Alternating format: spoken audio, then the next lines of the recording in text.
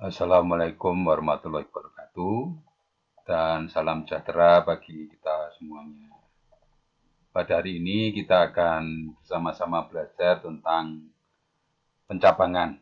Yaitu pada pertemuan yang keempat ini kita akan belajar tentang pencabangan.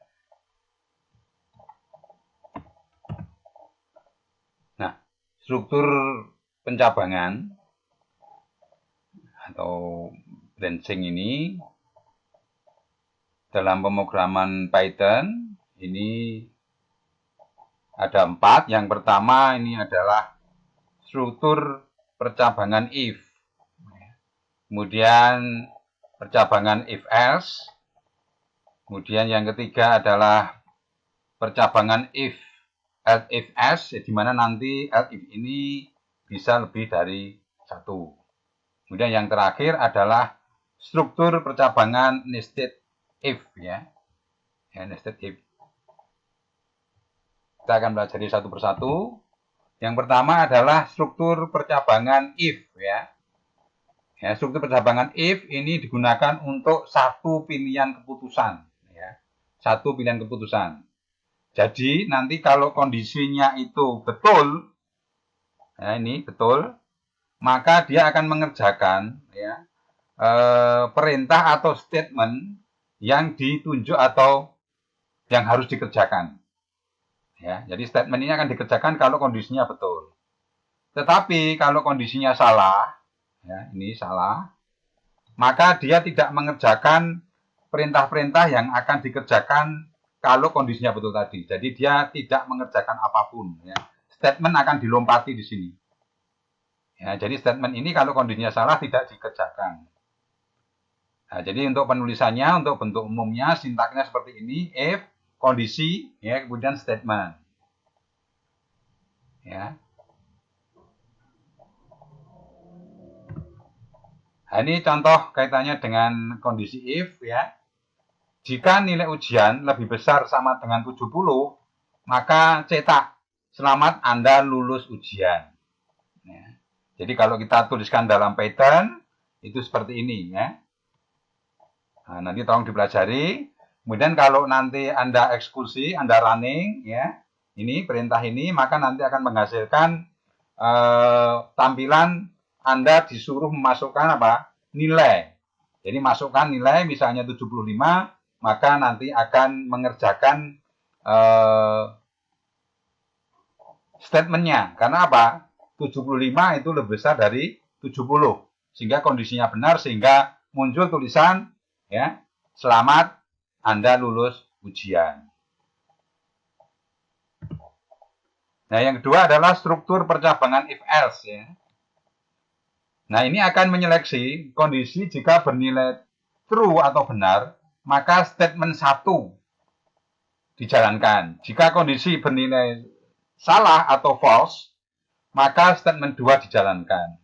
Jadi di sini ada dua pilihan.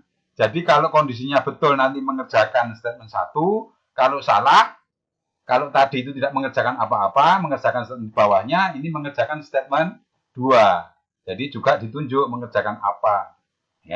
Jadi nanti kalau ini kondisinya betul, kita lihat diagram alirnya, maka dia mengerjakan statement 1. Di mana statement 2 tidak dikerjakan. Dia langsung alirnya ke statement di bawahnya atau perintah di bawahnya. Nah, nanti kalau kondisinya salah, maka dia mengerjakan statement 2. Dan kita lihat di sini diagram alirnya, dia tidak mengerjakan statement 1. Jadi hanya salah satu yang dikerjakan. Kalau betul mengerjakan statement 1, kalau salah mengerjakan statement 2. Jelas ya? Misalnya ini contohnya menentukan bilangan genap atau ganjil. Soal membuat algoritma untuk menentukan suatu bilangan termasuk bilangan genap atau ganjil. Nah, pertama kita tentunya lakukan identifikasi masalah, kemudian kita input datanya atau bilangannya, kemudian outputnya adalah bilangan ganjil atau bilangan genap. Saya kira sudah familiar dengan algoritma Nah, ini algoritmanya. Deklarasi, kemudian bilangan integer, keterangan string ya. Ini kita mulai ya, nanti sampai selesai di sini. Di dalamnya kita baca ya. Read bill, kemudian if bill mode 2 sama dengan 0 ya, jika dibagi sisa bilangannya adalah 0 ya, maka nanti keterangan diisi dengan genap. Nah, kalau tidak sama dengan 0 ya, berarti nanti ganjil. Ya, ini. Saya kira mudah ini ya. Nah, ini kaitannya dengan penyimpanannya gitu ya. Nah, ini. Jadi read bilangan ya, jadi misalnya 5 gitu ya. Ini 5. Nah, kemudian kita lihat kaitannya dengan 5 modulo 2 itu sama dengan berapa? 1 ya. 1. Karena tidak sama dengan 0, maka kita perhatikan sini ya, tidak dikerjakan. Untuk keterangannya kosong di sini. Ya. Nah, kemudian S keterangan ganjil. Jadi karena ini salah, dia mengerjakan yang else ini ya, sehingga ganjil di sini, maka ditulis sini untuk keterangannya ganjil. Nah, kemudian write keterangan ini ganjil ya. Nah, ini flowchart-nya. Jadi kaitannya diagram alir untuk menentukan bilangan genap atau ganjil ya. Ini start tadi, kemudian sampai end di sini. Di dalamnya kita input ya, bilangan, kita masukkan tadi 5 misalnya gitu. Maka di sini dicek di sini ya, apakah bilangan modulo 2 sama dengan 0, apakah 5 modulo 2 sama dengan 0 ya. Nah, kalau ya ya, maka nanti mengerjakan genap. Tapi kalau tidak, mengerjakan yang ganjil. Karena 5 dia larinya ke tidak, sehingga hasilnya ganjil. Di sini output keterangan ganjil. Ya, jadi setiap kondisi sini harus dituliskan ya, kondisinya benar atau salah. Jadi ini itu wajib ya. Ini itu wajib diberikan gitu ya. Untuk apa kaitannya dengan penentuan kondisi larinya kemana ya. Jangan sampai nanti Anda membuat suatu kondisi itu pencabangan tidak ada penilaian ya, betul atau salahnya.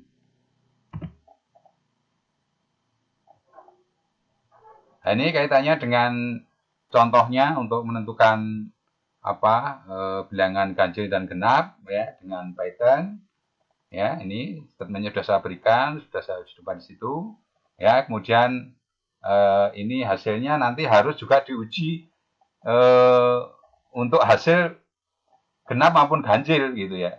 Jadi misalnya kita masukkan di sini 9, maka nanti hasilnya ganjil. Nah, kemudian kita coba lagi, kita masukkan yang bilangan genap. Oh, ternyata hasilnya juga genap. Ya, sehingga programnya sudah betul. Ya. Kemudian yang ketiga adalah struktur pencabangan ya, atau percabangan if else ya. Ini digunakan untuk menguji lebih dari 2 kondisi. Ya, bila kondisi benar, satu ya, kondisi 1 ini benar, maka statement 1 yang dikerjakan. Bila salah menuju ke kondisi 2. Ya, bila kondisi 2 benar, maka statement 2 dikerjakan. Jika salah, maka statement 3 dikerjakan. Demikian seterusnya ya. Jadi karena di sini ada 2 kondisi, maka untuk statementnya ada 3 di sini. Jadi untuk sintaknya seperti ini ya, Anda pelajari ini. Nah, kemudian untuk apa diagram alirnya atau flowchart seperti ini. Jika nanti kondisi 1 ini betul, ya maka dia mengerjakan ini. Kita perhatikan, begitu ini kondisinya betul, maka dia langsung mengerjakan statement 1, kemudian statement di bawahnya. Ya, di mana statement 2 ya sama 3 di sini tidak dikerjakan. Ya. Jadi mesti salah satu yang dikerjakan ya, tidak ambigu ya. Nah, kemudian kalau salah ya, maka dia tidak mengerjakan statement 1 ya. Dia diuji lagi apakah kondisinya betul. Kalau kondisinya betul, 2 ini, maka dia langsung mengerjakan statement 2. Statement 1, statement 3 tidak dikerjakan, dia langsung arahnya ke perintah berikutnya. Nah, kalau kondisinya salah ya, maka dia langsung mengerjakan statement 3. Karena apa?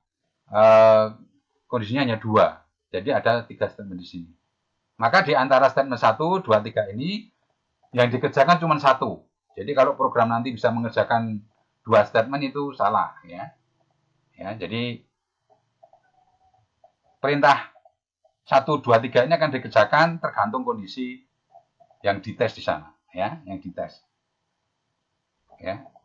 Jadi tolong diperhatikan untuk kaitannya dengan bagaimana membuat flowchart ya.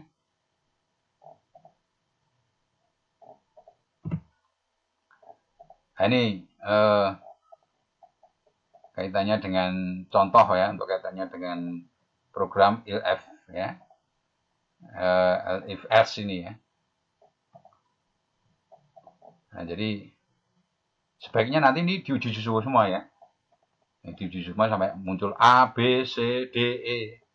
Ya, jadi harus diuji coba semua ya. Jadi kalau nanti Anda buat program itu jangan sampai keluar A selesai gitu ya. Tapi harus diuji semua karena kemungkinannya A sampai E, maka Anda harus coba nilai-nilai yang masuk di dalam penentuan nilai akhir itu ya, A sampai E ya.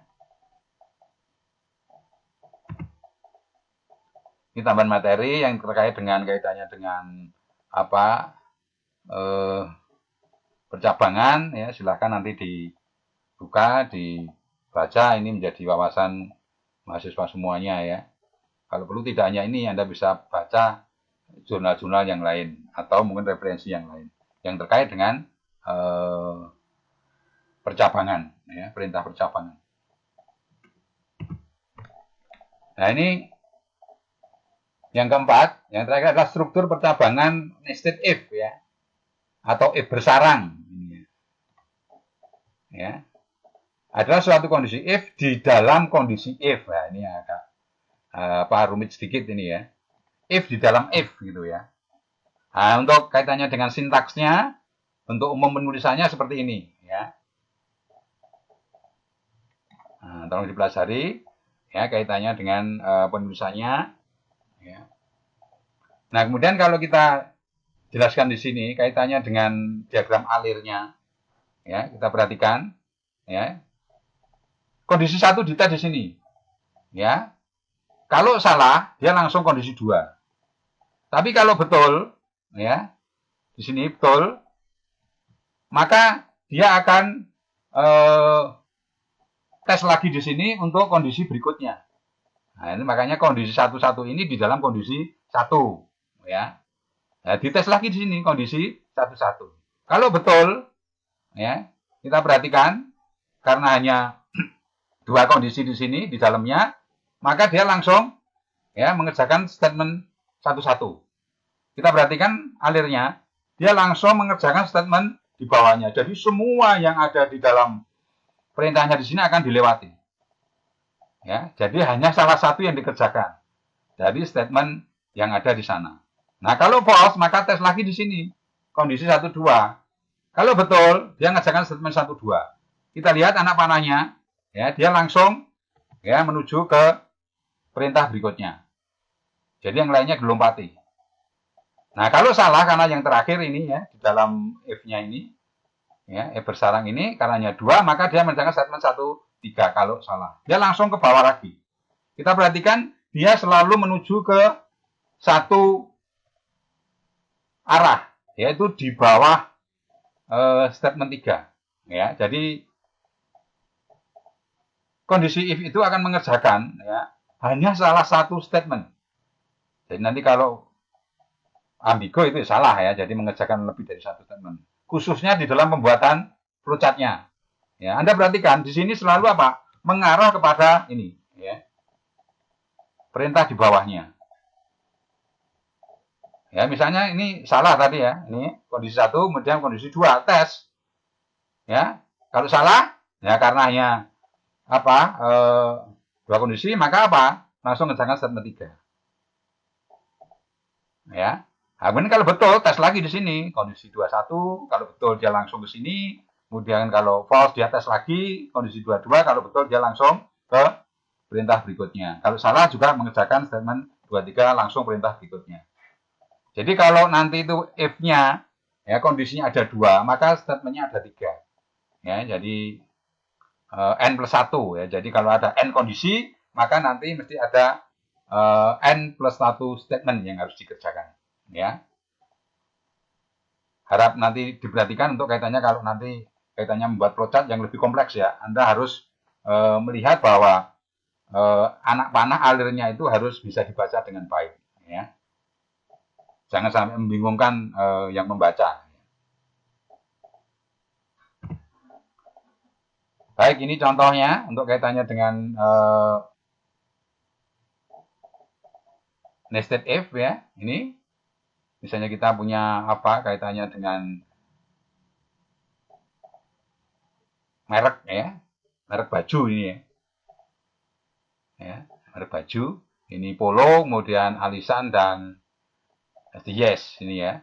Nah, ini programnya sudah kita buatkan. Nah, kemudian silakan nanti di trial, dicoba ya. Kalau misalnya Anda mempunyai apa program yang lain ya silakan ya, tetapi hasilnya harus sama ya. Algoritma bisa beda tetapi hasilnya harus sama.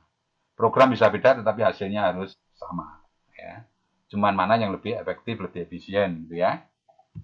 Baik, ini hasilnya ya. Jadi kalau nanti kita running, kita eksekusi, maka merek baju misalnya kita tuliskan P ya di sini, maka mereknya adalah Polo, kemudian ukurannya ditanyakan ya L, M atau S. Misalnya kita S ya, maka harga di sini 300.000 ya. Kemudian kita isi di sini misalnya Alisan ya, muncul di sini merek Alisan ya. Kita isi A milik Alisan, kemudian ukurannya misalnya S ya, small, harganya 150. Jadi ini sesuai dengan yang di dalam flowchart maupun di dalam programnya ya.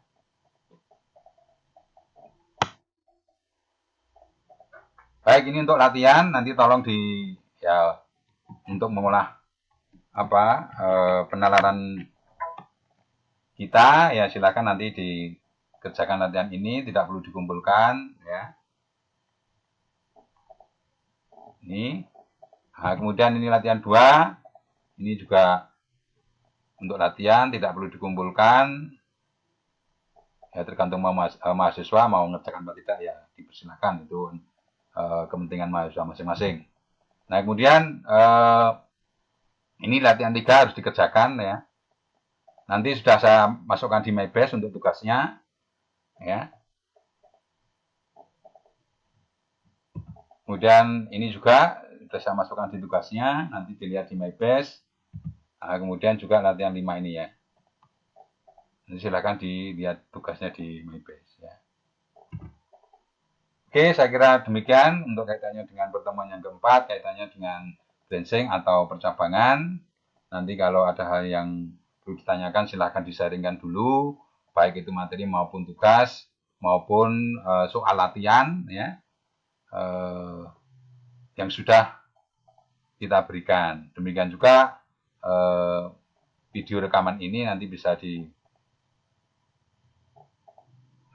ya, dipelajari. Kalau kurang paham ya silahkan sharing dulu, cari referensi, ya usahakan untuk mandiri. Kalau kesulitan sampai mentok ya boleh tanya ke saya. Saya kira demikian, ada kurang lebihnya mohon maaf. Wassalamualaikum warahmatullahi wabarakatuh.